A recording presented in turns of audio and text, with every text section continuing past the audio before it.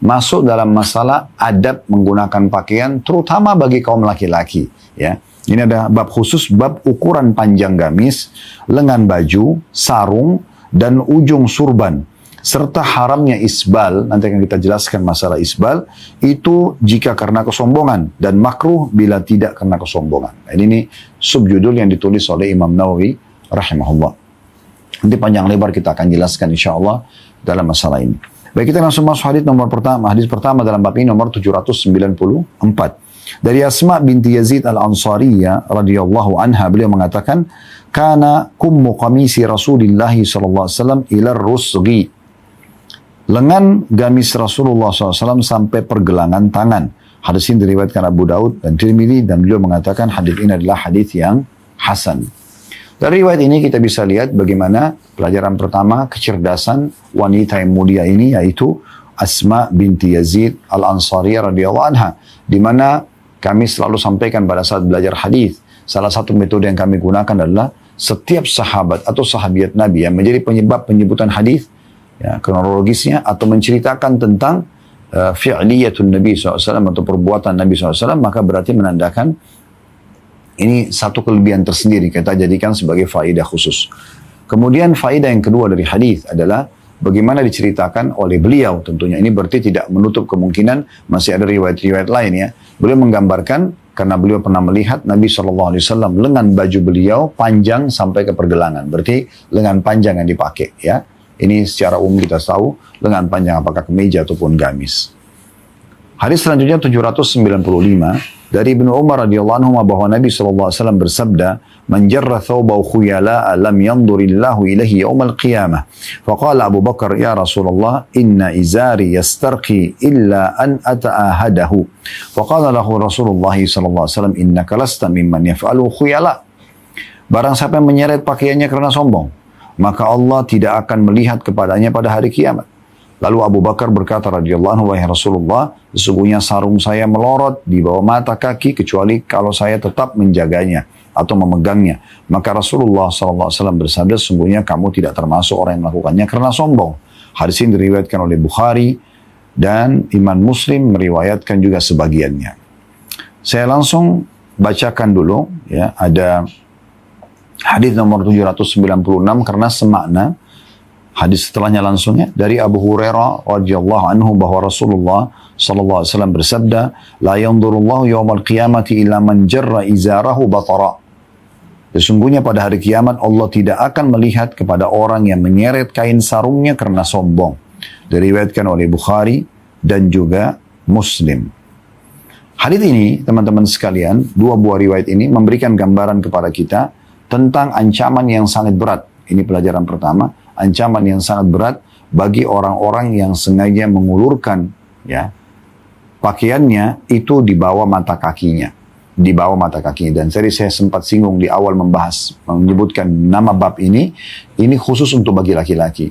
Kalau perempuan justru mereka harus menutup telapak kaki, karena telapak kaki masuk dalam aurat, ya. Dalam beberapa riwayat Nabi SAW menggambarkan kalau wanita boleh terlihat bagian wajah dan telapak tangannya, seperti kasus kalau orang mau melihat wanita, ya, ataupun dalam bab sholat mereka membuka wajah dan telapak tangan dibolehkan, dan sekian banyak, ya, riwayat-riwayat berhubungan dengan masalah itu.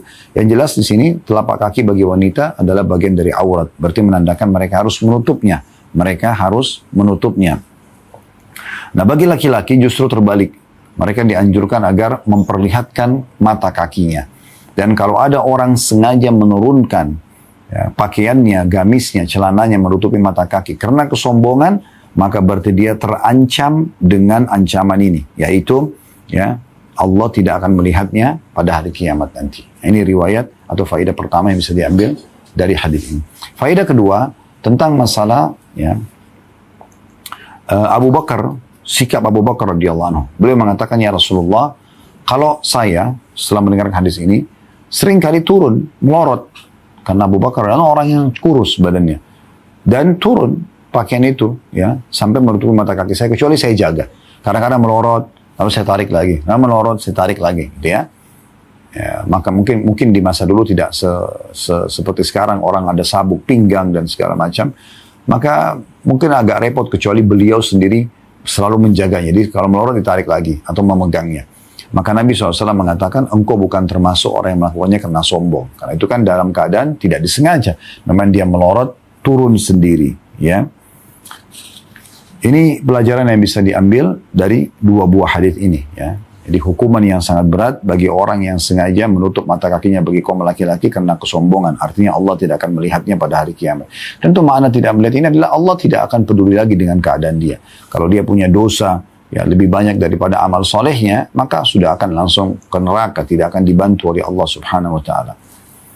Hadis selanjutnya nomor 797 dari Abu Hurairah radhiyallahu anhu dari Nabi sallallahu alaihi wasallam, beliau bersabda, "Ma'asfala minal ka'baini minal izari fa finnar." Kain sarung yang berada di bawah kedua mata kaki berada di neraka, diriwayatkan oleh Imam Bukhari. Hadis ini langsung saya hubungkan ya, dengan hadis selanjutnya, hadis nomor 798 karena sejalan nanti penjelasannya insyaallah. Hadis nomor 798 berbunyi dari Abu Dzar radhiyallahu anhu dari Nabi sallallahu alaihi wasallam, beliau bersabda, "Thalathatun la yukallimuhumullahu yawmal qiyamati wa la yanzuru ilaihim wa la yuzakkihim wa lahum 'adzabun alim." Qala fa qara'aha Rasulullah sallallahu alaihi wasallam thalatha mirarin. Qala Abu Dzar, "Khabu wa khasiru. Man hum ya Rasulullah?" Qala al-musbilu wal mannanu wal munfiqu sil'atahu bil halifil kadhib. Kata Nabi SAW, ada 3 golongan yang pada hari kiamat nanti Allah tidak akan mengajak mereka berbicara. Tidak akan memandang dan tidak akan mensucikan atau mengampuni mereka. Dan mereka akan mendapat siksa yang amat pedih. Abu Dzar berkata, Rasulullah SAW mengucapkannya 3 kali. Lalu Abu Dzar berkata, celaka dan merugilah mereka. Siapakah mereka itu ya Rasulullah? Maksudnya orang yang nanti hari kiamat Allah tidak akan ajak bicara, Allah tidak akan memandang dan tidak akan juga mengampuni dosa-dosa mereka. Maka kata Nabi SAW, orang-orang yang memanjangkan celananya hingga menutupi kedua mata kakinya. Ya. Kemudian orang-orang yang suka menyebut-nyebut pemberiannya dan orang yang menjual atau melariskan dagangannya dengan sumpah dusta. Diriwayatkan oleh Imam Muslim.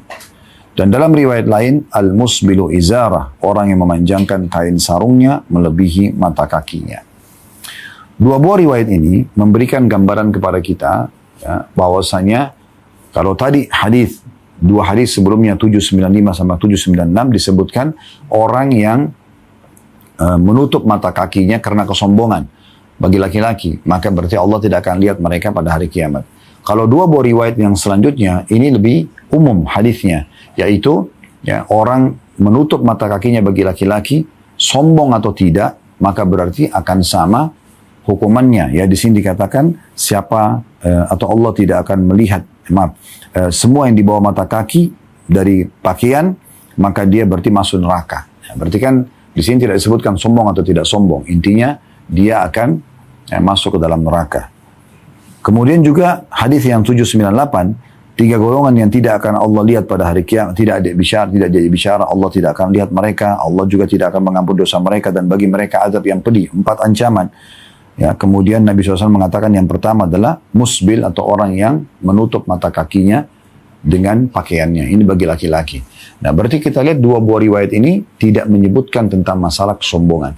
Dari sinilah keluar juga pendapat umumnya ulama bahwasanya bagi laki-laki ya, agar dia menghindar dari ancaman ini, maka jangan dia menutup mata kakinya. Dia sombong atau tidak sombong. Kalau dia sombong berarti ada tambahan ancaman dosa. Dia sombong, maka ada tambahan ancaman dosa. Ini pendapat ya ulama. Ada juga pendapat ulama seperti Imam Nawawi di sini menyebutkan dalam buku beliau, kalau beliau mengatakan kalau sombong haram, tapi kalau tidak sombong maka makruh. Ya, bahasa makruh di sini berarti kalaupun orang ada yang mengatakan saya tertutup mata kaki saya bukan karena sombong kok, tetap makruh. Apa makna makruh? Definisinya adalah kalau mengerjakan tidak berdosa, tapi kalau ditinggalkan berpahala. Yang mana Anda pilih? Anda pilih potongan pertamanya ya, dari definisi makruh, yaitu kalau mengerjakan tidak berdosa, atau Anda pilih potongan kedua dari definisi itu, kalau meninggalkan maka berpahala. Tentu saya yakin semua orang muslim yang berakal akan memilih potongan yang kedua. Tidak usah dia berpatokan dengan potongan yang pertama, yaitu tentang masalah kalau dia menutup, kalau dia mengerjakan maka dia tidak berdosa. Baik, kenapa harus dia paksakan melakukan itu? Sementara kalau dia tinggalkan, dia justru berpahala. Kenapa dia tidak cari potongan yang lebih besar manfaatnya buat dia? Ini kalaupun berpegang pada pendapat orang yang tutup mata kaki, tidak sombong, maka berarti ya dia cuma makruh. Nah ini dalam pendapat sebagian ulama. Tapi umumnya ulama, dan ini juga yang termasuk kami pegangi dan kami sarankan, rekomendasikan, maka kita berpegang dan berhati-hati dengan dua buah hadis yang terakhir. Yaitu, ya, bahwasanya semua orang yang menutup mata kakinya bagi laki-laki, maka hukumnya menjadi haram, sombong atau tidak. Ya, ini pendapat-pendapat ulama yang sudah umum ya diketahui oleh di publik pun bisa atau di media sosial bisa dibaca tentang perselisihan pendapat yang ada di antara mereka. Tapi saya sudah katakan tadi, ya untuk berjaga-jaga dan kami rekomendasikan lebih baik Anda berpegang pada pendapat umumnya ulama yang mengatakan bahwasanya sombong atau tidak sombong maka hukumnya dilarang, diharamkan. Karena memang ada ancaman di sini ya. Kata Nabi SAW di hadis nomor 797, ma'asfara minal ka'bini minal izari fahiyya finnar. Semua pakaian yang menjulur sampai menutup mata kaki bagi laki-laki maka dalam api neraka, gitu kan? Baik, jadi pelajaran pertama dari hadis yang bisa kita ambil adanya larangan ya dari Rasulullah SAW setiap muslim laki-laki untuk menutup mata kakinya. Dan kami lebih cenderung dengan pendapat yang mengatakan ini hukumnya haram atau dilarang, sehingga lebih baik Anda menghindari untuk menutup mata kaki tentunya ya. Tanpa menyalahkan kalau misalnya ada orang yang berpendapat mengatakan bahwasanya itu cuma makruh saja. Dan kami sudah berikan jawaban tadi, kalaupun Anda berpegang pada pendapat yang makruh saja bagi laki-laki yang menutup mata kakinya karena tidak sombong, maka saran kami tetap kembali kepada definisi makruh itu. Ulama fikih mengatakan makruh adalah mengerjakannya tidak berdosa, tapi meninggalkannya berpahala. Maka tentu sarannya lebih baik Anda meninggalkan supaya Anda berpahala. Ini faedah pertama dari hadis. Faedah kedua dari hadis adalah adanya larangan ya dan ancaman yang sangat berat bagi orang yang mannan. Makna mannan adalah orang yang suka menyebut-nyebut kebaikannya. Dan ini sudah pernah kita jelaskan teman-teman sekalian di bahasan tentang sedekah ya. Saya selalu sarankan untuk mengulang-ulangi firman Allah Subhanahu wa taala dalam surah Al-Baqarah surah nomor 2 ayat 261 sampai 274. Nah, di antara ayat-ayat tersebut ada yang memang Allah Subhanahu wa taala sebutkan kalau orang bersedekah, di antara syarat agar bisa menerima pahala yang sempurna adalah tidak menyebut-nyebut kebaikannya, tidak menyakiti perasaan orang yang menerima ya. Ini tidak memilah-milah ya, mana yang buruk baru kemudian disedekahkan, yang baik malah dia nikmati misalnya. Maka ini semua ada syarat-syarat agar diterimanya sedekah tersebut dan maksimal dalam meraih pahala. Nah, di antaranya adalah tidak boleh menyebut-nyebutnya. Ya, jadi tidak boleh menyebut-nyebutnya. Kalau Anda bantu-bantu saja. Udah antara Anda dengan Allah Subhanahu wa taala. Tidak penting orang itu mengekspos atau tidak. Malah kalau perlu Anda titip pesan agar jangan diekspos. Nah, itu penting sekali. Kemudian pelajaran ketiga yang terakhir adalah adanya juga ancaman, dan ini termasuk golongan ketiga yang diancam. Allah tidak akan melihat mereka, Allah tidak ajak bicara, Allah tidak akan lihat, Allah juga tidak akan memaafkan kesalahan-kesalahan mereka di timbangan amal, serta Allah siapkan azab yang pedih. Yaitu orang yang bersumpah agar dagangannya laris dengan sumpah bohong. Misalnya demi Allah belum sampai modalnya, ya, supaya pembeli membeli dengan harga yang dia harapkan, ya, atau diharapkan oleh penjual. Ini tidak boleh teman-teman sekalian. Kita harus berprinsip sebagai seorang muslim dalam hal apapun yang kita kejar adalah keberkahannya. Mana keberkahan adalah kecukupan yang Allah berikan. Transaksi jual beli teman-teman, walaupun misalnya keuntungannya tidak besar, ya, tapi pada saat seseorang itu jujur, maka itu akan sangat luar biasa. Makanya kata Nabi SAW, al-bayyani bil khiyari malam yatafarraqa, dua orang yang transaksi pembeli dan penjual itu punya hak khiyar, memilih lanjutin transaksi atau tidak selama mereka belum berpisah. Ya. Fa'in sadaqa wa bayyana ya burika fi bai'ihima, kalau mereka jujur, keduanya mereka transparan, maka akan diberkahi transaksi mereka. Fa'in kadzaba wa katama atau katama ya rufi'a barakatu bai'ihima atau kama qala Nabi SAW, dan kalau mereka berdua menyembunyikan dan dusta, maka berarti Allah akan angkat keberkahan transaksinya. Nah, makna di sini keberkahan adalah walaupun itu barang bekas yang dibeli oleh oleh pembeli, maka akan berkah, akan bertahan lama produk itu sama dia. Mobil bekas kah, motor bekas kah, rumah bekas, apa saja. Begitu juga penjual akan mendapatkan keberkahan dari uang yang didapatkan walaupun tidak besar, tapi akan banyak sekali manfaat daripada uang yang didapatkan itu. Nah, ini makna berkah. Dan sebaliknya kalau mereka bohong, mereka curang dalam masalah ini, menutupi aib produk, misalnya ditanyakan motor ini pernah tabrakan nggak? Oh, nggak pernah, padahal sebenarnya sudah pernah tabrakan. Ya, maka berarti Allah akan angkat keberkahan daripada transaksi tersebut. Kalau produk itu pun dibeli, maka tidak akan bertahan lama, misalnya diangkat keberkahannya, ya, tidak nyaman untuk dipakai misalnya, dan orang yang menjual pun ya tidak akan sadar kemana uang yang dia pakai, habis begitu saja. Nah, ini yang dimaksud dengan hadis ini tentunya. Baik, kita masuk langsung hadis nomor 799. Dari Ibnu Umar radhiyallahu anhu, dari Nabi SAW beliau bersabda, al-isbalu fil izar wal qamisi wal imamati man jarra syai'in khuyala lam yandurillahu ilaihi yaumal qiyamah. Isbal itu atau melebihi batas yang dilarang oleh Nabi SAW ada terjadi pada kain sarung. Semua yang menjulur menutup mata kaki, ya, dari atas ke bawah. Kalau dari bawah ke atas tidak terhitung, ya, seperti kaos kaki misalnya, itu kan dari bawah ke atas. Ini dari atas ke bawah. Itu terjadi isbal, larangannya untuk memanjangkan itu di kain sarung, gamis, dan juga surban. Ya, biasanya kain surban kena terlalu panjang sampai ada yang menjulur sampai ke dekat kaki misalnya, ya, atau di bawah mata kaki. Barang siapa yang menyeret sesuatu darinya karena sombong, maka Allah tidak akan melihatnya atau melihat kepadanya pada hari kiamat nanti. Hadis ini diriwayatkan Abu Daud dan juga An-Nasai dengan sanad sahih.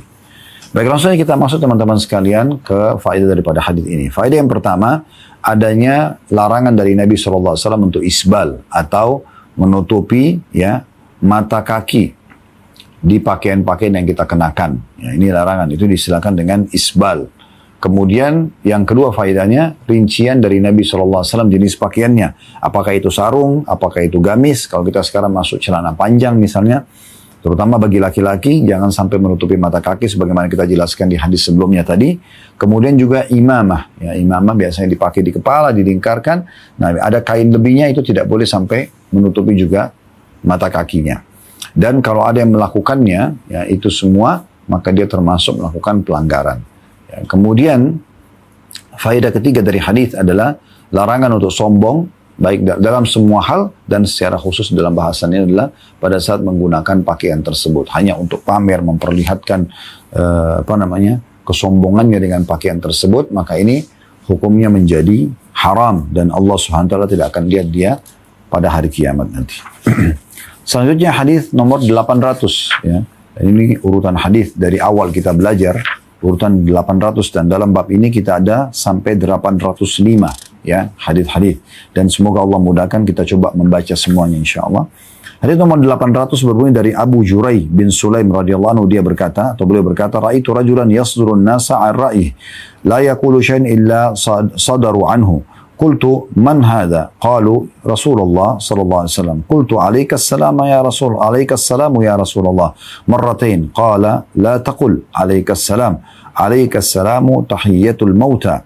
Qul assalamu alayka. Qala qultu anta Rasulullah. Qala ana Rasulullah alladhi idha asabaka dhurrun fada'awtahu kashafahu anka wa idha asabaka amu sanatin fada'awtahu ambataha laka wa idha kunta bi ardi fakrin aw falatin faddalat rahilatuka fada'awtahu raddaha alayka.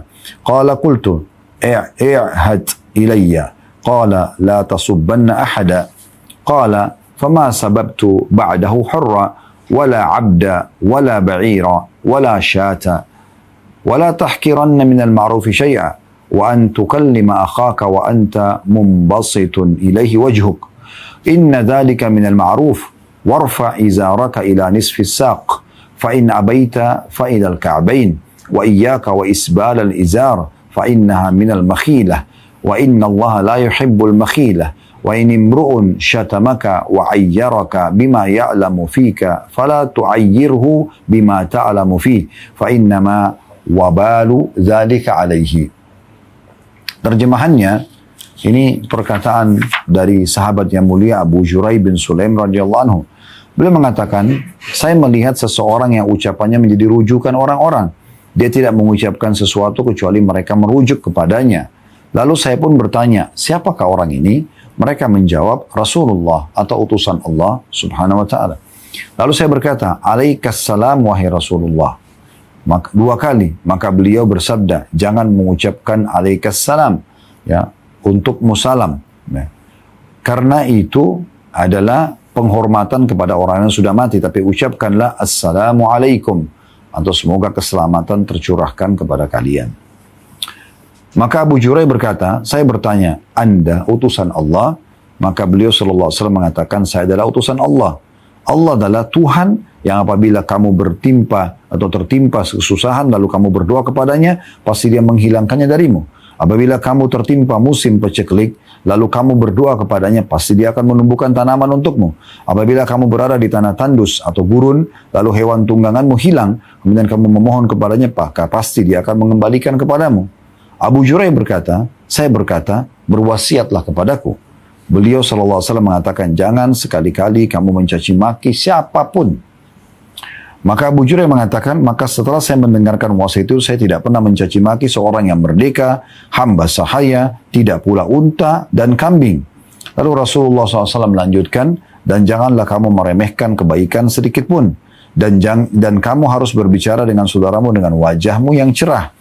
Sesungguhnya yang demikian itu adalah bagian daripada kebaikan. Dan angkatlah kain sarungmu sampai ke pertengahan betis. Jika kamu tidak mau, maka sampai kedua mata kaki dan jauhilah isbal atau menutupi mata kaki. Karena itu adalah termasuk kesombongan. Di situ ada putusan nomor 579, Imam Nawawi mengatakan kesombongan yaitu merendahkan orang lain dan rasa bangga kepada diri sendiri atas orang lain. Dan sungguhnya, lanjutan hadisnya, sungguhnya Allah tidak menyukai kesombongan. Apabila ada orang yang mencacimu dan mencelamu dengan sesuatu yang dia ketahui ada padamu, maka janganlah kamu membalas mencelanya dengan sesuatu yang mana kamu ketahui ada padanya.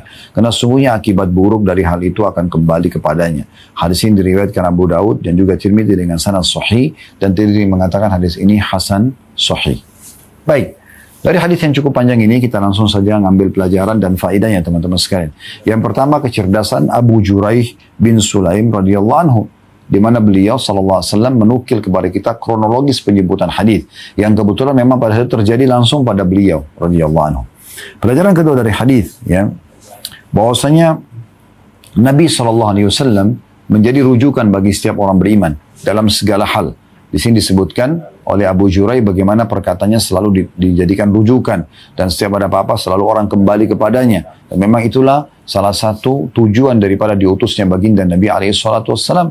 Beliau menjadi mubasysyiran wa nadhira, penyampai berita gembira bagi orang-orang yang patuh dengan pahala yang besar, kebahagiaan hidup di dunia, masuk ke surga di akhirat, dan juga nadhira, pemberi peringatan ya kepada orang-orang yang melakukan pelanggaran-pelanggaran dengan ancaman hukuman di dunia, ancaman di kuburan, ancaman di neraka nanti. Maka ini adalah memang pantas untuk dijadikan rujukan karena beliau adalah penyelamat bagi kita, ya, juru penyelamat bagi semua manusia tentunya adalah baginda Nabi alaihi salatu wassalam. Pelajaran yang ketiga, adanya anjuran agar kalau salah mengucapkan assalamu alaikum, ya, dan bukan kita balik alaikassalam, ya. Karena kalau kita mulai dengan alaikassalam untuk musalam, maka kata Nabi SAW ini untuk orang mati, ya. Tapi kalau orang yang hidup, kita mengatakan assalamualaikum, semoga keselamatan tercurahkan untukmu. Doa untuk orang masih hidup. Jadi dalam metodika bahasa Arab memang ada perbedaan dalam menggunakan bahasa ini. Jadi kita jangan mengatakan alaikassalam, tapi kita balik assalamu alaika atau assalamualaikum. Ya. Itu pelajaran ketiga. Pelajaran keempat dari hadis yang perlu ditekankan adalah bagaimana seseorang boleh bertanya dan memastikan tentang siapa atau status seseorang. Misalnya di sini Abu Juraih radhiyallahu anhu bertanya, apakah Anda utusan Allah? Boleh Anda bertanya, apakah Anda seorang alim? Apakah Anda seorang ustadz? Apakah Anda seorang kiai? Sebelum Anda bertanya, supaya Anda tahu, Anda bertanya pada ahlinya. Ini juga masuk dalam bidang umumnya. Kalau Anda bisa Anda mengatakan misalnya, apakah Anda seorang insinyur? Apakah Anda seorang dokter? Sebelum Anda konsultasi, supaya Anda tahu, oh ini orang yang tepat untuk saya konsultasi. Ini disebutkan bagaimana Abu Juraih pada saat orang mengatakan pun dia adalah Rasulullah, beliau masih bertanya, apakah Anda utusan Allah? Maka Nabi SAW menjawab, iya. Itu pelajaran yang keempat. Pelajaran yang kelima dari hadis adalah bagaimana perlunya seseorang meyakini tentang risalah Nabi Muhammad SAW dan bagaimana kemahakuasaan Allah Subhanahu Wa Taala. Ini di sini Nabi SAW ingin membuat Abu Juraih lebih yakin lagi dan memastikan kalau saya bukan cuma sekedar utusan Allah, tapi perlu kamu tahu Allah ini adalah, disebutkanlah ciri-ciri Allah Subhanahu Wa Taala. Dia adalah Tuhan yang apabila kamu tertimpa kesusahan, lalu kamu berdoa kepadanya, pasti dia akan menghilangkan.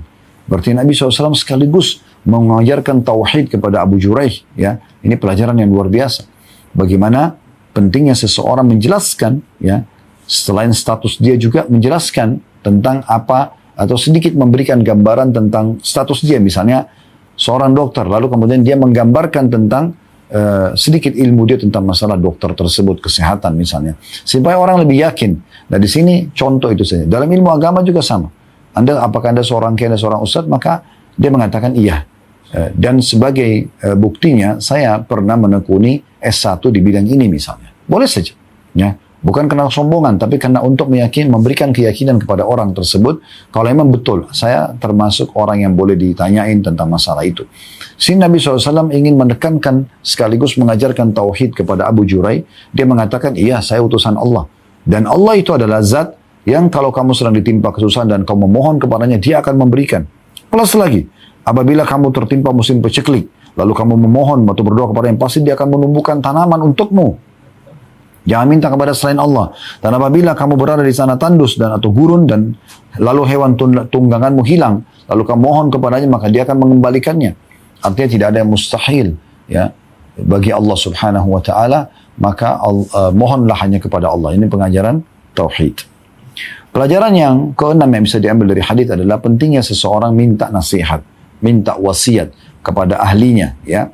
Kalau Anda dokter misalnya Anda minta tolong rekomendasi obat apa, resep apa, ya. Nah begitu juga dengan para ustadz, para kiai, para ulama, Anda minta kepada mereka, tolong wasiatkan saya, tolong nasihatin saya, apa pendapat Anda. Maka ini hal-hal yang sangat baik. Makanya Luqman Al-Hakim alaihissalam, salah satu Nabi Allah yang tidak masuk dalam 25 Nabi dan Rasul, tapi Allah kekalkan nama dalam Al-Quran, surah Luqman. Ini Luqman AS, pendapat yang kuat adalah beliau seorang Nabi. Beliau pernah wasiatkan kepada anak-anaknya, wahai anakku, duduklah dan bersimpulah di depan para ulama dengan kedua lututmu. Karena mereka itu adalah pembawa cahaya hikmah atau ilmu dari Allah Subhanahu wa taala, yang sebagaimana dan mereka yang sebagaimana alam semesta terterangi dengan cahaya matahari, dan juga sebagaimana mereka itu seperti ibarat air hujan yang turun yang membuat tanah-tanah tandus bisa subur. Nah, berarti memang kembali kepada mereka untuk bertanya. Dan ini penting, ya. Nah, di sini dia mengatakan, ya Rasulullah wasiatkan saya. Jadi boleh kita minta wasiat, minta nasihat, ya. Pelajaran ketujuh dari hadis adalah wasiat Nabi SAW yang pertama. Ini pelajaran ketujuh dari hadis, yaitu tidak boleh mencaci maki siapapun. Tidak boleh mencaci. Dan di sini makna jangan kamu caci maki siapapun. Maka Abu Juraih langsung faham dengan sangat luar biasa. Mungkin kalau sebagian orang tidak membaca riwayat ini, atau mungkin tidak berfahaman seperti Abu Juraih, Allah tidak ilhamkan dalam hatinya, mungkin dia faham hanya tidak boleh mencaci maki manusia. Tapi Abu Juraih dengan izin Allah SWT faham hal yang sangat luar biasa. Dan ini dia tuangkan dalam riwayat ini sehingga juga jadi pelajaran buat kita. Dia mengatakan setelah Nabi SAW mengatakan jangan kamu caci maki siapapun, dia mengatakan mulai detik itu saya tidak pernah mencaci maki. Baik itu orang merdeka atau hamba sahaya. Di masa dulu ada hamba sahaya. Bahkan hewan-hewan pun. Aku tidak pernah mencaci maki. Unta, kambing, kalau kita sekarang mungkin tunggangan, kendaraan, pohon, apa saja. Pakaian, makanan, tidak boleh semua dicaci maki. Kita pernah jelaskan di bab makan, ya, bagaimana Nabi SAW riwayat disebutkan kalau beliau tidak suka makanan, maka beliau tidak mencelahnya, tapi beliau cukup meninggalkan saja. Ya, karena itu juga adalah nikmat dari Allah Subhanahu wa taala. Nah, seperti itu. Ya, jadi bagaimana kita memahami pentingnya seseorang tidak mencaci maki siapapun. Kalau kita lihat ada kekurangan pada diri seseorang, tidak ada pada diri kita, kita bersyukur kepada Allah Subhanahu wa ta'ala. Dalam sebuah riwayat kata Nabi SAW, siapa yang melihat sesuatu pada orang lain tidak ada pada dirinya, maka sebaiknya dia membaca Alhamdulillahilladzi afani mimma btala bihi. Segala puji bagi Allah yang telah menyelamatkan aku dari apa yang diujikan untuk orang itu. Wa faddalani ala katsirin mimma khalaqa tafdila, dan telah mendahulukan aku dengan kelebihan yang banyak dibandingkan dengan hamba-hambanya yang lain. Jadi jangan caci maki orang lain, jangan hina. Apapun itu. Kalau tidak suka kita lihat, cukup kita hindarkan pandangan kita bersyukur kepada Allah SWT tidak menimpa kita, atau kita berikan masukan orang tersebut supaya dia misalnya mengubah penampilannya, menata rumahnya, atau apa saja, kita berikan masukan supaya dia bisa berubah dari keadaan dia buruk atau terpuruk menjadi lebih baik. Pelajaran ke-8 dari hadis, wasiat kedua Nabi SAW, dan jangan kamu meremehkan kebaikan sedikit pun. La tahkiranna minal ma'rufi syai'a. Dalam riwayat lain, la tahkiranna minal ma'rufi syai'a hatta an talqa akhaka biwajhin talq. Jangan kau pelit-pelit dengan satu kebaikan walaupun kau hanya bertemu dengan saudaramu dengan wajah tersenyum. Itu paling mudah, senyum saja, ya. Maka itu disebutkan juga di sini Nabi SAW, dan kamu harus berbicara dengan saudaramu dengan wajah yang cerah. Itu diantara rincian daripada jangan anggap remeh satupun kebaikan. Ya, di sini jangan anggap remeh walaupun ibadah sunnah, walaupun sederhana. Apa yang sedang di depan mata kita, maka itu langsung segera kita raih peluangnya untuk mengerjakannya. Kalau kesempatan saat itu kita baca Quran, baca Quran. Kesempatan pada saat itu kita sholat, sedekah, zikir. Jangan pernah lalaikan dan menganggap kalau ada peluang beribadah terlintas, lalu nanti aja. Padahal peluangnya belum tentu bisa terulang. Ini pelajaran ke-8 dari hadis. Jangan pernah anggap remeh perbuatan baik, dan termasuk masuk pelajaran ke-9, rinciannya adalah, tapi kita bisa masukkan ini, kamu harus berbicara dengan saudaramu dengan wajah yang cerah atau ceria. Nah, sebenarnya dia rincian atau masuk dari bahasan poin sebelumnya ya, tapi di sini kita perlu tambahkan, dia bisa masuk faedah ke-9, kalau anjuran Nabi SAW agar selalu ceria di depan orang-orang. Jangan tunjukkan kesedihan, dan kita juga jangan tunjukkan kesombongan, muka masam, emosional ya. Bagaimana kita tunjukkan kebaikan di depan saudara kita. Tentu ini kita berbicara idealnya dan sedang lagi tidak ada masalah ya. Beda kalau kita sedang berhadapan masalah dengan seseorang, tidak mungkin kita senyum dengan dia. Nabi SAW pernah marah dengan para ummahatil mukminin, dan beliau tunjukkan kekesalannya dengan berubahnya raut wajah beliau SAW karena terjadinya hal-hal yang tidak disenangi. Itu wajar saja, normal ya. Tapi kita bicara kalau tidak ada masalah, kenapa harus berwajah musam atau misalnya menunjukkan kekesalan padahal sebenarnya tidak terjadi pada hal tersebut. Kemudian pelajaran yang mungkin yang ke-10 ya, kita bisa bahasakan begitu. Maaf kalau urutannya saya keliru ya, tapi pelajaran selanjutnya tadi yang ke-7 itu wasiat pertama Nabi SAW tentang tidak boleh caci maki orang. Yang ke-8 tidak boleh menganggap remeh perbuatan buruk. Yang ke-9 ya, harusnya berbicara bertemu dengan saudara kita dalam kondisi kita ceria. Betul, ini berarti yang ke-9. Yang ke-10 adalah ya, sesungguhnya demikian itu adalah bagian daripada kebaikan. Angkatlah kain sarungmu sampai ke pertengahan betis. Nah ini pelajaran yang ke-10. Ini jadi saksi bahasan kita. Adanya anjuran Nabi SAW kepada Abu Jurai untuk mengangkat kain sarung atau celananya ya di atas mata kakinya. Kemudian ya, kata Nabi SAW sampai ke pertengahan betis. Dan ini yang paling afdol. Ini berarti ada penyebutan tentang batasnya pertengahan betis ya. Kemudian kalau kamu tidak mau, maksudnya belum bisa, minimal kamu harus taruh di atas mata kakimu. Lalu beliau mengatakan, ya, dan jauhilah isbal, menjulurkan justru menutup mata kaki. Karena itu termasuk dalam kesombongan. Nah, dalil ini, hadits ini, menjadikan kelompok tadi kedua yang mengatakan haramnya menutup mata kaki bagi laki-laki, bagi hadits ini.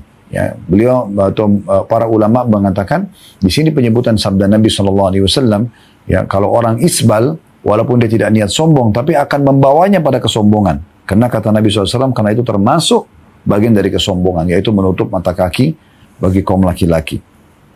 Ini pelajaran yang ke-10 dari hadis, adanya larangan untuk isbal, dan ini saksi bahasan kita. Ya. Kemudian pelajaran yang ke-11, Allah Subhanahu Wa Taala mengharamkan kesombongan, dan juga ya, sombong itu adalah sifat khasnya Allah Subhanahu Wa Taala. Sebagaimana Allah mengatakan dalam hadis qudsi, sesungguhnya kesombongan itu dan kebesaran adalah pakaianku. Ya, siapa yang menyaingiku di situ, maka aku akan lemparkan dia ke dalam api neraka. Ya. Kemudian pelajaran yang ke-12 yang bisa diambil, yaitu larangan dari Nabi SAW untuk membalas cacian dan celaan orang lain, walaupun sebenarnya ada pada kita. Misalnya kita melakukan satu perbuatan lalu dicela, kita tidak usah balas. Ya, karena nanti perbuatan dia itu justru akan kembali kepada dia juga. Akan ada akibat dari perbuatannya itu, hukuman dari perbuatannya itu. Dan ini sebuah pesan yang penting sekali, teman-teman sekalian. Kita harus yakin Allah Subhanahu Wa Taala Maha melihat, Maha mengetahui, ya. Dan Allah Subhanahu Wa Taala ya tidak tinggal diam. Kalau ada orang yang menzalimi Anda, tidak usah Anda khawatir. Allah Subhanahu Wa Taala akan bersama dengan Anda dengan caranya. Ya, dan luar biasa kalau Allah SWT mengatur strategi. Makanya Allah SWT mengatakan, innahum yakiduna kaida wa akidu kaida. Para orang-orang itu mengatur tipu daya, dan aku pun mengatur tipu daya itu. Ya. Dan Allah SWT mengatakan dalam ayat lain, inna kaidi matin. Sesungguhnya tipu daya itu sangat kuat. Ya. Allah Subhanahu Wa Taala lebih kuat. Jadi kita tidak usah membalas agar kita bisa meraih pahala dari perbuatan buruk orang tersebut. Ya. Karena kalaupun ada kesalahan dalam diri kita, orang itu tidak punya hak untuk menyalah-nyalahkan kita. Dia bisa menasihatin, memberikan masukan, ya, tapi bukan berarti harus mencelah ya apa diri kita karena misalnya kita melakukan satu pelanggaran, gitu kan. Hadis nomor 801 berbunyi dari Abu Hurairah radhiyallahu anhu, beliau berkata, "Bainama rajulun yusalli musbilun izara, qala lahu Rasulullah sallallahu alaihi wasallam, idhhab fatawadda." Fadhahaba fatawadda, thumma jaa'a faqala idhhab fatawadda. Faqala lahu rajul, "Ya Rasulullah, ma laka amartahu an yatawadda?" Thumma sakata anhu. Qala innahu kana yusalli wa huwa musbilun izara, wa inna Allah la yaqbalu salata rajulin musbilin. Tidak ada kata Abu Hurairah, tak kala ada seseorang yang sedang sholat dengan sarung yang isbal menutup mata kakinya, maka Rasulullah SAW bersabda kepadanya, pergi dan berwuduklah. Dia lalu pergi berwuduk kemudian kembali, maka Rasulullah SAW bersabda lagi kepada dia, pergi dan berwuduklah. Maka seseorang bertanya kepada Rasulullah SAW, wahai Rasulullah, mengapa engkau atau anda memerintahkannya berwuduk kemudian anda diam terhadapnya? Maka Nabi SAW mengatakan, sungguhnya dia tadi sholat dengan sarung yang isbal, dan sungguhnya Allah tidak menerima sholat orang yang berpakaian isbal. Hadis ini riwayatkan Abu Daud dengan sanad sahih dan juga berdasarkan syarat Imam Muslim. Riwayat ini teman-teman langsung saja kita ambil faedahnya. Faedah yang pertama dari hadis, kecerdasan Abu Hurairah radhiyallahu anhu. Ini sudah sering kita bilang ya, ada sahabat dia menjadi penyebab menyampaikan dia penyebab kronologis hadis, atau misalnya dia menyampaikan penyebab kronologis hadis, atau dia menceritakan tentang salah satu ya perbuatan Nabi SAW yang bisa sampai kepada kita sebagai sebuah hukum dan informasi. Ini sebuah faedah sendiri ya. Faedah yang kedua dari hadis, selain yang pertama keutamaan Abu Hurairah radhiyallahu anhu, yaitu tentang batalnya sholat orang yang sholat sementara dia isbal. Hukumnya batal ya, kecuali memang dia tidak sengaja pakaiannya atau sarungnya melorot lalu kemudian dia berusaha menariknya kembali, maka itu berbeda. Tapi kalau dia sengaja dalam kondisi sholat dan mata kakinya tertutup bagi kaum laki-laki, maka jelas dalam lafaz hadis ini Nabi SAW mengatakan Allah tidak akan menerima sholat seseorang yang musbil atau menutup mata kakinya. Ya, berarti kalaupun ada pendapat tadi yang mengatakan bahwasanya isbal itu hukumnya hanya makruh, itu di luar sholat. Kalau dalam sholat itu jelas hadisnya dia akan membatalkan sholat tersebut. Oleh karena itu tidak boleh kita sholat dalam kondisi, terutama laki-laki, untuk menutup atau dalam kondisi menutup mata kaki kita. 3 buah hadis terakhir, 802 sampai ya, 805.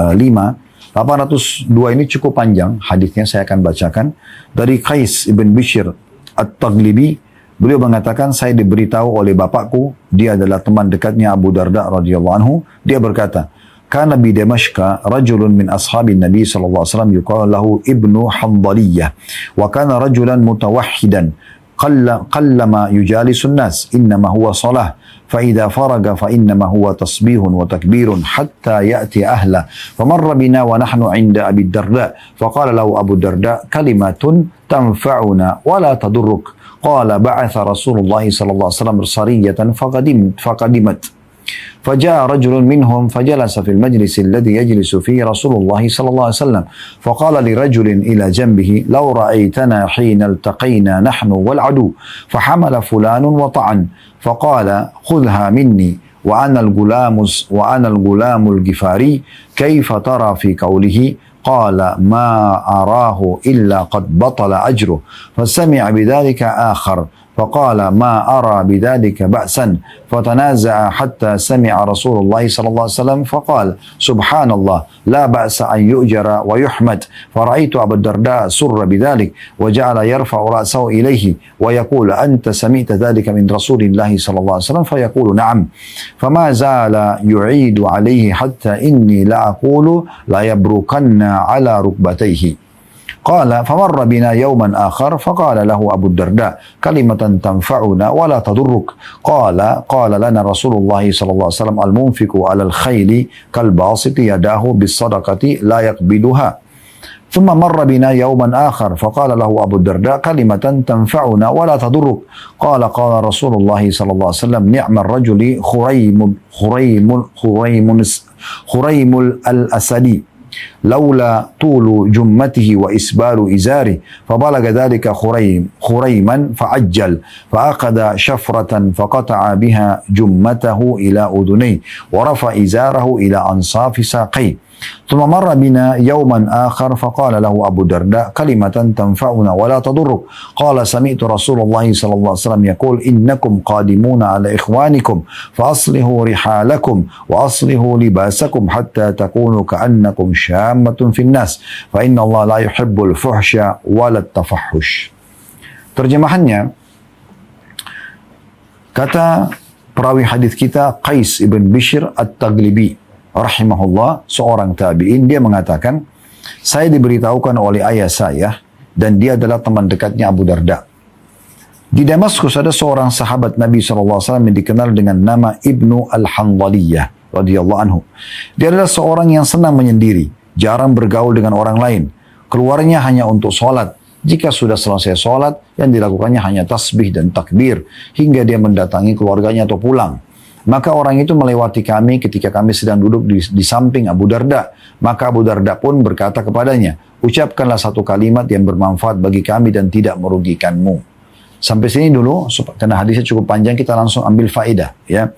Faedah pertama dari hadis adalah keutamaan tabi'in ini, yaitu Qais bin Bishr At-Taglibi, di mana beliau penyebab daripada disebutkannya riwayat-riwayat ini dari sahabat Nabi, lalu dinukil dari Nabi SAW. Ya, ini pertama. Faedah kedua dari hadis adalah kedudukan Ibnu Hanbaliyah radhiyallahu anhu, dan ini nama sahabat jarang sekali diketahui, di mana memang beliau terkenal sekali di negeri Syam, sering menyendiri, jarang interaksi sama orang kecuali darurat saja, dan selalu kalau keluar rumah hanya untuk sholat, dan selebihnya berzikir kepada Allah, tasbih dan takbir sampai pulang ke keluarganya. Dan ini harusnya menjadi sikap orang mukmin. Ini faedah kedua dari hadis. Pentingnya seorang mukmin berinteraksi sama orang-orang di hal-hal yang diperlukan. Jadi tidak perlu setiap saat selalu keluar, habisin waktu ngobrol kosong kepada orang lain, apalagi mencari tahu masalah-masalah orang lain atau aib-aib orang lain, ini tidak boleh sama sekali. Ya. Jadi dia hanya sibuk dengan dirinya, kecuali darurat dia baru berinteraksi, apalagi itu merupakan kewajiban dia. Ini penting sekali. Sisanya harus diisi dengan ibadah kepada Allah Subhanahu wa taala. Pelajaran ketiga, pentingnya seseorang untuk meminta ilmu dan penyampaian dari seseorang yang dianggap ahlinya. Di sini diambil dari perkataan Abu Darda radhiyallahu anhu kepada Ibnu Hanbaliyah, ucapkanlah satu kalimat yang bermanfaat bagi kami dan tidak merugikan. Maksudnya ini permintaan yang santun agar engkau menyampaikan kepada kami nasihat, ya. Dan di sini kita bisa lihat bagaimana pelajaran keempat, tawaduknya Abu Darda radhiyallahu anhu. Sebenarnya Abu Darda orang yang alim, sahabat Nabi yang mulia, banyak menukil hadis, tapi beliau tidak menutup diri untuk bertanya kepada orang yang mungkin dianggap memiliki ilmu yang mungkin dia belum ketahui. Jadi boleh saja ustadz bertanya pada ustadz, kiai pada kiai, itu biasa aja. Ya, tidak boleh kita menganggap karena kita, oh saya selevel sama dia, sama-sama ustadz, gak usah saya bertanya, gak usah saya dengar ceramahnya, atau sama-sama kiai, gak usah saya dengar ceramahnya, toh saya juga kiai. Tidak seperti itu. Tapi bagaimana seorang muslim, dia berusaha untuk selalu menarik faedah dari siapa saja. Ya, bahkan Umar bin Khattab, radhiyallahu anhu, sahabat Nabi yang mulia terkenal dengan ilmu yang sangat luar biasa. Sampai kata Nabi SAW, saya pernah bermimpi Umar bin Khattab memiliki pakaian yang panjang menjulur ke belakang dan bercahaya putih. Ya, maka para sahabat mengatakan, ya Rasulullah, apa anda takwilkan? Kata Nabi SAW, ilmu yang luas. Umar bin Khattab menjadi rujukan dalam ilmu. Tapi di majelis beliau, di masa khilafah beliau, sering kali beliau bertanya kepada para sahabat, bertanya kepada para tabi'in, bertanya kepada para tamu untuk mendapatkan tambahan informasi ataupun ada pengalaman-pengalaman spiritual atau secara keimanan yang menambah keimanan itu. Ini pelajaran keempat. Pelajaran yang kelima, wasiat yang disampaikan oleh Ibnu Hanbaliyah, ini pelajaran kelima, ya, yaitu beliau mengatakan Rasulullah SAW mengirim satu pasukan. Ketika pasukan itu kembali, seseorang dari mereka datang dan duduk di majelis Rasulullah SAW. Lalu dia berkata kepada yang ada di sampingnya, seandainya kau menyaksikan kami sewaktu kami bertemu dengan musuh, maka fulan menyerang musuh dan menikamnya sambil berteriak, ya, terimalah ini dariku, aku adalah pemuda dari Bani Ghifar. Bagaimana pendapatmu tentang teriakan tadi? Maka orang-orang yang ada di samping menjawab, menurutku pahalanya telah batal. Lalu hal itu didengar oleh orang lain dan dia pun berkomentar, menurutku hal itu tidak masalah. Maka dua orang tadi berbantah-bantahan hingga didengar oleh Rasulullah SAW. Maka Rasulullah SAW bersabda, subhanallah, tidak apa-apa jika dia diberi pahala dan dipuji. Maka saya melihat Abu Darda bergembira dengan hal tersebut. Seketika dia mengangkat kepalanya, melihat kepada Ibnu Hanbaliyah lalu berkata, apakah engkau mendengar langsung dari Rasulullah SAW? Maka dia menjawab iya. Ibnu Hanbaliyah menjawab iya. Dia terus mengulang-ulang kepadanya hingga saya berkata sungguh dia hampir duduk di atas kedua lututnya. Ya, maksudnya Abu Darda terus mengulang-ulangnya. Apa kau dengar dari Rasulullah? Dia mengatakan iya. Diulangi lagi. Apa kau mendengar dari Rasulullah SAW? Maka dia mengatakan iya. Terus saja begitu diulangi agar memastikan memang itu dari hadis atau dari Nabi SAW. Faedah kelima dari hadis yang bisa diambil adalah wasiat pertama Nabi SAW ya, yang bisa diambil dari Ibnu Hanbaliyah, yaitu apa hukumnya kalau seseorang lagi berhadapan dengan musuh. Kemudian pada saat dia sedang menyerang musuh, karena dia geramnya sama musuh yang memusuhi Islam, maka dia pada saat memerangi musuhnya dia mengatakan, ketahuilah saya adalah si fulan dari suku ini, ya. Kemudian dia membunuh musuhnya. Apakah itu termasuk perbuatan yang menghilangkan pahala jihadnya? Maka di sini terjadi perselisihan pendapat di antara para sahabat yang mengatakan kalau gitu pahalanya hilang. Kenapa dia harus nunjukin seakan-akan dia sombong di situ, nunjukkan saya adalah dari suku Ghifar, si fulan misalnya. Yang satu mengatakan tidak masalah, kan dari di medan perang. Maka Nabi SAW memastikan itu bukan riya. Dan itu dalam peperangan dibolehkan. Ya. Ini seperti juga contoh dilakukan di Syammah Abu Dujana radhiyallahu anhu di perang Uhud. Di mana beliau menggunakan imamah merah. Kemudian sengaja mengangkat pedangnya dan menunjukkan kalau dia adalah orang yang ya akan siap melawan musuh. Maka kata Nabi SAW, sesungguhnya gaya seperti ini, ada kesombongannya di hadapan musuh, itu dibenci oleh Allah. Kecuali di dalam kondisi seperti ini. Atau di dalam kondisi berperang. Ini pelajaran kelima dari hadis bahwasanya orang kalau lagi berperang boleh menunjukkan keberaniannya kepada musuh. Dan tidak dihitung sombong oleh mengatakan pada saat dia sedang mengalahkan musuhnya, saya adalah si fulan dari suku ini. Pelajaran yang keenam, yaitu perkataan selanjutnya. Ya. Bishr berkata, di hari lain, Ibnu Hanbal lewat lagi di depan kami. Maka Abu Darda berkata kepadanya, ucapkanlah satu kalimat yang bermanfaat bagi kami dan tidak merugikanmu. Ini pelajaran keenam, wasiat kedua Ibnu Hanbal yang dinukil dari Nabi SAW. Dia mengatakan Rasulullah SAW bersabda kepada kami, orang-orang yang berinfak untuk keperluan kuda seperti orang yang mengulurkan tangannya dengan sedekah, tidak pernah menahannya. Dan ini dimaksud adalah ada footnote nomor 582 seperti mengembalanya, memberi makan dan minum dan lain-lain. Dan yang dimaksud adalah kuda yang disiapkan untuk perang di jalan Allah Subhanahu wa taala. Ini faedah keenam tentang keutamaan orang yang menambatkan kuda di jalan Allah. Dia memang sengaja membeli kuda, dia memeliharanya, dia merawatnya untuk dipakai berperang di jalan Allah Subhanahu wa taala. Ini ada satu bab khusus ya, ditulis oleh Al-Mundhiri dalam kitab Targhib Tarhib beliau rahimahullah, dan hadisnya banyak disahihkan oleh Syekh Albani tentang masalah memang orang kalau menambatkan kuda di jalan Allah akan mendapatkan pahala yang melimpah. Mendapatkan pahala yang melimpah. Bahkan kotorannya, makanannya, ya, lari melangkahnya kuda itu semua ada nilai pahala di sisi Allah Subhanahu wa taala, bahkan bisa menjadi penyebab ya hijab atau penyelamat dia dari api neraka. Faedah keenam ya, yang bisa kita ambil potongan paragraf selanjutnya. Kemudian Ibnu Hanbaliyah lewat lagi di hadapan kami di hari selanjutnya, maksudnya hari ketiga. Maka Abu Darda radhiyallahu anhu berkata lagi kepadanya, ucapkanlah satu kalimat yang bermanfaat bagi kami dan tidak merugikanmu. Maka Ibnu Hanbaliyah mengatakan, ini faedah ketujuh dari hadis. Ya, ini wasiat yang selanjutnya di hari ketiga. Ya. Rasulullah SAW bersabda, sebaik-baik orang adalah Khuraim al-Asadi. Andai saja rambutnya tidak gondrong, ya, dan sarungnya tidak isbal. Maka hal itu terdengar oleh Khuraim, sehingga dia segera mengambil pisau lebar yang tajam lalu memotong rambutnya hingga kedua daun telinganya dan meninggikan sarungnya hingga pertengahan betisnya. Ini pelajaran ketujuh dari hadis dan wasiat ketiga Ibnu Hanbaliyah kepada Abu Darda dan para muslimin dari Nabi SAW, yaitu tentang larangan untuk isbal. Di sini juga ada penyebutan tentang masalah rambut gondrong, ya. Ada footnote nomor 583 yang dimaksud adalah rambut panjang mencapai pundak dan menutupinya. Maksudnya laki-laki tapi rambutnya sangat panjang mirip perempuan. Ya. Maka Nabi SAW pernah mengatakan sebenarnya Khuraim al-Asadi itu adalah orang yang baik. Ibadahnya bagus. Tapi sayang, ada sesuatu yang kalau dia perbaiki maka akan baik, sempurna ibadahnya. Yaitu dia tidak gondrong dan tidak isbal. Dari sini maksud gondrong adalah melebihi apa yang Nabi SAW contohkan. Nabi SAW itu rambutnya pernah panjang, tapi sampai ujung kuping atau sampai pundak maksimal. Untuk laki-laki ya. Maka Nabi SAW di sini mengatakan, Khuraim, kalau seandainya dia tidak biarkan rambutnya sampai panjang kayak perempuan, ya, yang nanti bisa membuat dia menyerupai perempuan atau bahkan bisa sombong, dan juga ya tidak isbal, ini saksi bahasan kita, maka dia termasuk orang yang baik. Maka Khuraim pun segera mengeksekusi, ya, langsung memotong rambutnya sampai ke pundak saja, ya, mencontohi Nabi SAW, dan juga memotong pakaiannya. Nah, ini pelajaran ketujuh dari hadis, adanya larangan seseorang laki-laki untuk melampaui rambutnya dari pundaknya, ya, kalaupun dia mau membiarkan gondrong misalnya. Dan tidak bolehnya isbal. Pelajaran ke-8, ya, ini hari keempat, ya, wasiat Ibnu Hanbaliyah. Kemudian Ibnu Hanbaliyah lewat lagi di hari lain, maka Abu Darda radhiyallahu anhu berkata kepadanya, ucapkan satu kalimat yang bermanfaat bagi kami dan tidak merugikanmu.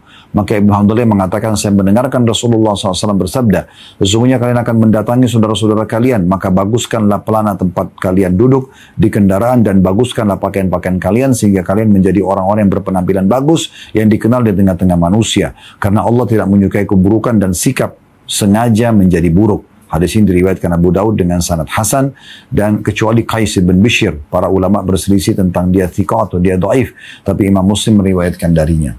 Ini pelajaran ke-8 dari hadis, yaitu hari keempat wasiat Ibnu Hanbaliyah kepada Abu Darda dan para tabi'in pada saat itu, agar setiap muslim menjaga penampilannya. Nah, ini jadi juga saksi bahasan kita ini, yang menjaga penampilannya. Di sini Nabi SAW mengatakan, nanti kalian akan bertemu dengan saudara-saudara kalian, maksudnya dalam interaksi setiap hari. Kita akan ketemu dengan siapapun. Ya, maka Nabi SAW bilang, ya, di sini, baguskanlah pelana, ya, tempat kalian duduk, kendaraan kalian yang bagus. Ya, jangan buat ada celah orang menilai buruk. Baguskan pakaian-pakaian kalian, ya, agar kalian menjadi orang-orang yang berpenampilan bagus di tengah-tengah manusia. Karena Allah tidak menyukai keburukan dan sikap sengaja menjadi buruk. Allah tidak suka yang bau, yang berantakan, yang kotor. Ini pelajaran luar biasa. Oleh karena itu setiap muslim harus peduli dengan penampilannya. Rambutnya disisir rapi, bajunya bagus, celananya bagus, sepatunya bagus, semampu dia. Dan juga menjaga kebersihannya. Jadi tidak ada celah di mana orang akan menilai dia negatif. Baik, kita akan masuk teman-teman 3 buah hadis terakhir, ya. 803, 804 dan 805. 803 ini berbeda dari Abu Sa'id al-Khudri radhiyallahu anhu. Beliau berkata, Rasulullah SAW bersabda, izratul muslimi ila nisfi saq, wala haraj, au la junah, fima bainu wa bainal ka'bain, fama kana asfala minal ka'bain fahuwa finnar, wa man jarra izara bataran lam yandurullahu ilaihi. Sarung seorang muslim itu sampai pada pertengahan betisnya, dan tidak berdosa pada sarung yang ada di antara itu dan kedua mata kakinya. Tapi apa yang berada di bawah mata kaki, maka tempatnya di neraka. Dan barang siapa menyeret sarungnya karena sombong, maka Allah tidak akan melihat kepadanya. Hadis ini diriwayatkan Abu Daud dengan sanad sahih. Nah, ini sebuah hadis lagi yang digunakan juga sebagai hujjah atau argumentasi oleh kelompok yang mengatakan isbal atau menutup mata kaki bagi laki-laki haram, sombong atau tidak sombong. Karena kita bisa perhatikan lafaz hadis yang saya bacakan kembali. Kata Nabi SAW, sarung seorang muslim sampai pada pertengahan betis. Dan tidak berdosa pada sarung yang ada di antara itu dan kedua mata kaki. Jadi perhatikan perkataan Nabi SAW, tidak dosa kalau dia masih di atas mata kaki. Antara itu dengan pertengahan betisnya. Lalu kata Nabi SAW, tetapi apa yang berada di bawah mata kaki, maka tempatnya di neraka. Sombong atau tidak sombong? Karena terbukti setelahnya, ada kata Nabi SAW, dan barang siapa yang menyeret sarungnya, sengaja memanjangkannya karena sombong, maka Allah tidak akan melihat kepadanya nanti. Jadi jelas sekali lafaz hadisnya, kalau tidak sombong pun kena ancaman di neraka, ya. Maka itu sangat tegas. Oleh karena itu seorang muslim harus perhatikan tentang masalah ini, dan lebih baik dia meninggalkan walaupun dia mau cenderung dengan pendapat yang makruh. Tadi sudah kami bahasakan, ya, walaupun dalil orang yang mengharamkan lebih banyak, maka lebih baik dia mengambil potongan kedua dari definisi makruh. Karena makruh mengerjakan tidak berdosa tapi meninggalkan dapat pahala. Maka sebagian mulai hari ini kita memperbaiki, dan kita lihat lagi tadi bagaimana Khuraim radhiyallahu anhu, sahabat Nabi yang mulia, begitu Nabi SAW tegur rambutnya yang gondrong dan celananya atau pakainya yang isbal tutup mata kaki, langsung dia ubah dan dia mengeksekusi untuk memotong rambutnya hanya sampai pundak saja, dan juga atau yang lebih, ya, dari bawah pundak dipotong sampai ke pundak, dan juga pakaiannya menutup mata kaki dipotong oleh beliau. Baik, kita masuk pelajaran pertama, adanya pakaian terbaik bagi laki-laki, itu kalau dari atas ke bawah sampai ke pertengahan betis. Dan kalaupun tidak, maka dia bisa turunkan, tapi yang penting tidak menutup mata kakinya. Pelajaran kedua, adanya ancaman bagi semua orang yang menutup mata kakinya, sombong atau tidak sombong, dengan api neraka. Dan pelajaran yang ketiga, Kalau dia sombong, maka akan ada tambahan, Allah tidak akan melihatnya pada hari kiamat nanti. Hadis 804 berbunyi dari Ibnu Umar radhiyallahu anhu, beliau berkata, "Marartu ala Rasulillah sallallahu alaihi wasallam fi izari istirkha, faqala ya Ibn Umar irfa izarak, farafa'tuhu, thumma qala zid, fazidhu, fama ziltu ataharraha ba'd, faqala ba'dul qaum ila ain, qala ila ansafis saqin." Kata Ibnu Umar radhiyallahu anhu, saya pernah melewati Rasulullah SAW sementara sarungku terjulur. Maka beliau bersabda, "Wahai Abdullah, tinggikanlah sarungmu." Maka saya mengangkatnya. Kemudian beliau berkata, "Tambah tinggi lagi." Maka saya pun mengangkatnya lagi. Setelah itu saya terus memperhatikannya. Maksudnya saya tidak mau lagi menurunkan. Sebagian orang bertanya, sampai manakah batas yang pada saat itu Anda meninggikan celana atau pakaian Anda? Kata Ibnu Umar, sampai pertengahan betis. Sampai pertengahan betis. Hadis ini riwayat Imam Muslim. Ini hadis memberikan pelajaran kepada kita yang pertama, faedahnya tentang keutamaan Abdullah ibn Umar radhiyallahu anhu, di mana beliau yang menyebutkan atau menjadi penyebab disebutkannya hadis ini. Ya. Kemudian pelajaran yang kedua, adanya pakaian terbaik. Pentingnya seseorang guru atau seorang muslim menegur orang lain dengan cara yang santun kalau dia melakukan pelanggaran agama. Di sini Nabi SAW menegur Abdullah bin Umar sebagai seorang guru dan utusan Allah Subhanahu Wa Taala agar jangan sampai menutup mata kakinya. Disuruh angkat, ya, diingatkan. Jadi jangan dibiarkan kemungkaran itu terjadi. Dan kalau Anda tidak bisa dengan lisan, dengan tangan, maka dengan lisan. Kalau tidak bisa dengan lisan, maka dengan hati. Pelajaran ketiga adalah adanya afdaliyah atau yang paling afdal bagi pakaian laki-laki itu sampai ke pertengahan betisnya. Ya. Ada sering saya dengar orang mengatakan, kenapa sih harus mengangkat celana di atas mata kaki? Sepertinya celananya tergantung, cingkrang, dan segala macam istilah yang mereka gunakan. Hati-hati saudaraku dengan kata-kata seperti ini, karena ini Anda seakan-akan sedang menghardik dan menyalahkan apa yang Nabi SAW sarankan. Anda bukan sedang menyerang orang yang sedang Anda tidak suka dengan pakaiannya itu, tapi Anda sedang menyerang penyampai daripada instruksi itu Rasulullah SAW yang juga menerima langsung dari Sang Pencipta Allah Subhanahu Wa Taala. Anda tidak mau lakukan, maka jangan Anda mengolok-olok orang lain yang sudah melakukan sunnah Nabi SAW. Ini penting sekali. Dan yang unik, kadang-kadang orang seperti ini, dia membahas tentang celana yang naik sedikit di atas mata kaki. Dan itu dipermasalahkan, dianggap itu kampungan, dianggap itu cingkrang, dianggap itu ini dan itu, garis keras atau apalah istilah mereka gunakan. Tapi mereka tidak berbicara dengan orang yang memakai celana sampai di atas betisnya. Misalnya sampai di atas pahanya. Berapa banyak orang yang pakai celana pendek, laki-laki dan perempuan, itu melanggar agama. Kenapa Anda tidak hardik?